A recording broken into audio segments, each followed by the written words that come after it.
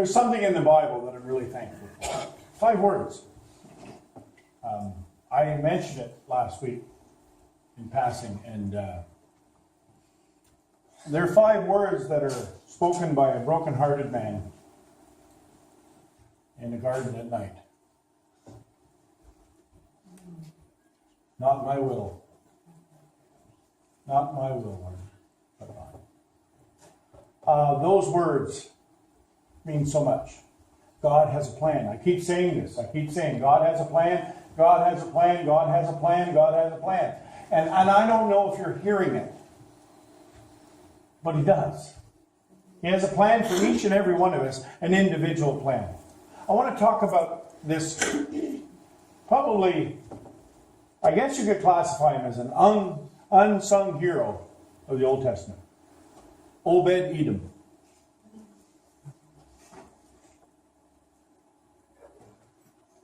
The Philistines had been conquered and they had the Ark of the Covenant. The Ark of the Covenant, you need to understand what the Ark of the Covenant was. The Ark of the Covenant held the 10 Commandments, but the Israelites believed that God lived in that box. That's what they believed, that God lived there in that box.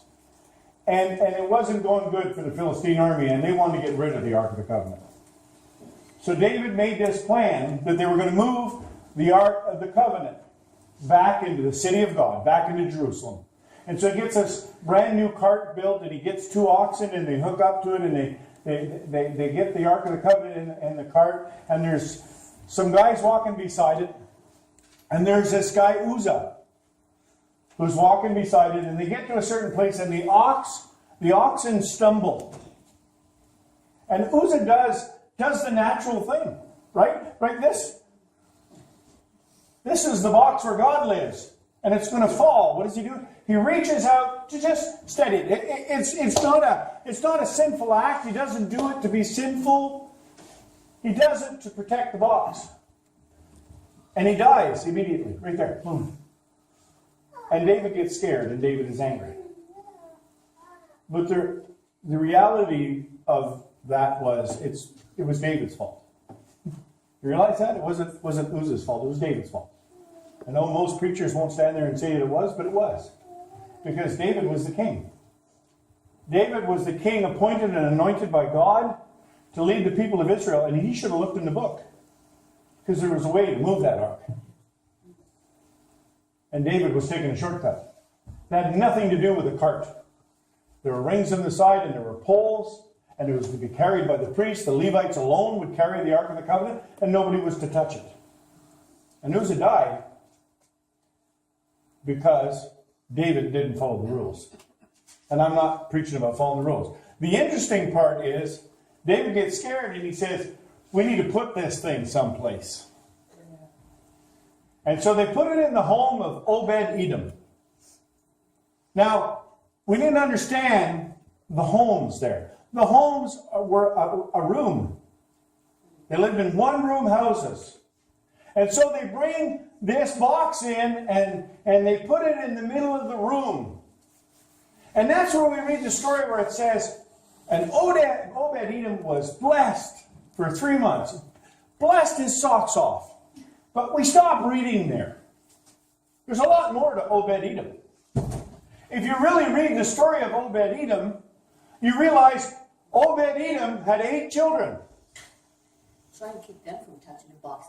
So you've got this box in the middle of a one-room house, and you've got 8 kids. And you go, don't touch the box. Don't touch the box.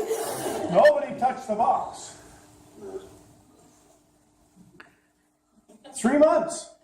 And nobody touches the box. And Obed-Edom's house is blessed. It's on over there. David finally gets his act together, reads the book, and says, hey, the law of Moses, God told Moses how to move this. We've got to get those poles. We've got to get the Levites. They're going to carry it. We need to get a band. We need some people to play the lyre and the harp. Do you know who was a good player? Obed-Edom. So let's get Obed-Edom to come in. So if you read through the story, they've got the trumpet players, and they've got people marching and people shouting and all the nation of Israel celebrating. And there's Obed-Edom. He's part of it. You know, Obed-Edom could have said, no, you know what? I'm good. I'm going to stay home. I've looked after that thing for 3 months.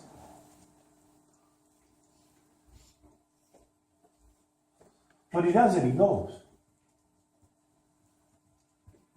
Then they get the Ark of the Covenant into the city of Jerusalem, and the city of Jerusalem has 4 gates. It has the north gate, it has the east gate, it has the west gate, and it has the south gate. And David says we need guards at the gate. So there's no problem getting people to do guarding the north gate. People speak up for it. The east gate, the west gate, it was good. But the south gate is not just called the south gate. The south gate has a nickname. It's called the dung gate. All the manure from all the animals in Jerusalem went out the south gate. Nobody wanted to work the south gate because it smelled real bad. So they cast lots to see who's going to guard the gate. And you can read it if you want in 1 Chronicles. Go read it. It's an amazing story. They cast lots. Guess who gets the job of watching the dung gate? Obed-Edom. I mean, Obed-Edom could have said, listen, I have done enough. You show up at my door with this thing and you put it in my house. One of my best friends touched it and died. I got 8 little monsters running around trying to play in the box. My wife wants to use it as a coffee table. It doesn't fit with the family decor. I guard this thing for 3 months and I am blessed. Thank you, Lord. Well, let's just leave it there. Because you know what? Obed-Edom could have said, 3 months with God was enough. But no, Obed-Edom had a heart that said, I want to do whatever God has for me to do. And Obed-Edom and his sons guard the south gate. And I'm thankful because there is another part of the story that we can really miss if we don't read it. Because God has a plan. God has a plan for us. God had a plan for Obed-Edom. You read later on in the scripture, Obed-Edom had 62 descendants. 62 male descendants. And each and every one of them was in ministry for the Lord. I am thankful for a witness of a father like that. I am thankful that our children can see us say, no, 3 months with God is not enough. God has a plan. God has a plan. And when we follow that plan, we, like Obed-Edom, will be blessed. Beyond what we will understand or believe. That's why I wanted to do testimony today. I wanted people just to share how God has blessed them and blessed us. So today we're going to go down to the residence. We're going to, those of us who usually come, we go out for lunch.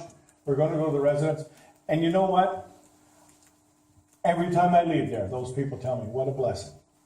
What a blessing to have you come. Go ahead, Karen. They've already asked, are we coming today? They're looking for those that are there. Yeah, there'll be a bunch of them that are out with their families, but we will go down and share a little bit of the blessing. And I'm thankful for each and every one of you that come with us every month.